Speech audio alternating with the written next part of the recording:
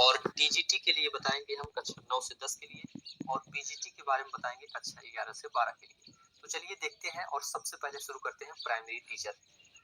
देखिए, primary teacher बनने के लिए जो योग्यता निर्धारित की गई है वो स्नातक से हम शुरू करते हैं। इसके पहले दोस्तों आपको हाई स्कूल और इंटरमीडिएट तो करना ही पड़ता है, ये आप जानते हैं। देखिए, हाई स्कूल इंटरमीडिएट आप साइंस या आर्ट किसी में आप कर सकते हैं, कोई समस्या नहीं है। स्नातक से हम शुरू करते हैं और स्नातक भी आप बीए, बीएससी, बीकॉम कुछ भी कर सकते हैं, कोई दिक्कत नहीं है। तो चलिए शुरू करते हैं। देखिए, प्राइमरी टीचर बनने के लिए सबसे पहले न्यूनतम आपका स्नातक होना चाहिए। स्नातक के साथ साथ प्लस इसके बाद आपका बीएड या फिर डीएलएड होना चाहिए। बीएड या डीएलएड दोनों में से कोई एक चीज होना चाहिए। डीएलएड को दोस्तों बीटीसी के नाम से भी जानते हैं। प्लस इसके बाद आपको प्राइमरी टेस्ट या प्राइमरी सीटेट पास करना पड़ता है। ये इतनी चीजें आप अगर पास है तब आप प्राइमरी टीचर बनने के योग्य हैं। एक बार फिर से देख लीजिए, आपका स्नातक होना चाहिए, प्लस बीएड या डीएलएड होना चाहिए, प्लस प्राइमरी टेट या प्राइमरी सीटेट होना चाहिए। अब इसमें देखिए दोस्तों, टेट दो प्रकार के होते हैं, सीटेट भी दो प्रकार के होते हैं। एक प्राथमिक का होता है, एक उच्च प्राथमिक का होता है। तो हम अभी प्राथमिक का टीचर बनने वाले हैं, तो इसकी प्राथमिक का हम बता रहे हैं। आपको प्राइमरी टेट पास होना चाहिए और प्राइमरी सीटेट। इतनी चीजें आप क्लियर है आपकी, तो आप रिटन एग्जाम में आप बैठ सकते हैं और उसे पास करके आप सिलेक्ट हो सकते हैं। ये सब योग्यताएं प्राइमरी टीचर की हैं। एक बार फिर से देख लीजिए, स्नातक होना चाहिए, प्लस बीएड या डीएलएड होना चाहिए, प्लस प्राइमरी टेट या प्राइमरी सीटेट होना चाहिए, दोनों में से कोई एक। उसके बाद आप रिटन एग्जाम पास करके सिलेक्ट हो सकते हैं। दूसरे नंबर पर हम बात करते हैं अपर प्राइमरी टीचर।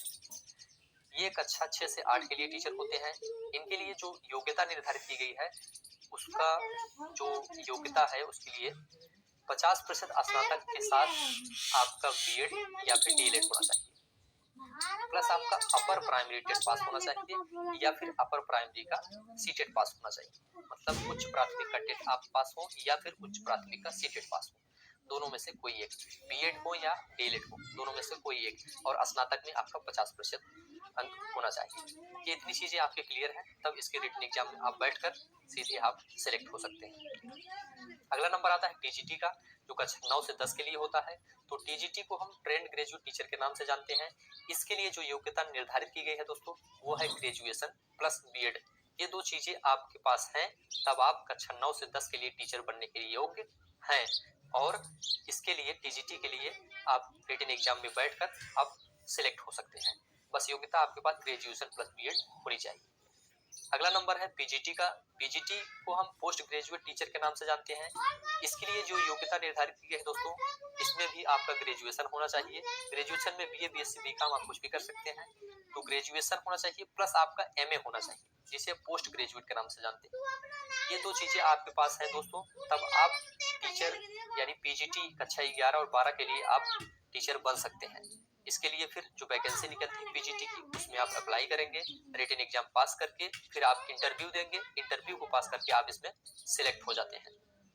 तो इसमें एक चीज और ध्यान में रखिएगा, पीजीटी के लिए किसी राज्यों में, सभी राज्यों में नहीं, किसी राज्य में बीएड भी मांगता है। एमए के साथ आप बीएड होने चाहिए। लेकिन अगर उत्तर प्रदेश की बात करें तो उत्तर प्रदेश में बीएड को नहीं मांगता है।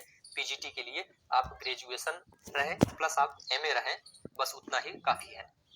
ठीक है, अब हम आगे बात करते हैं प्रोफेसर कैसे बने।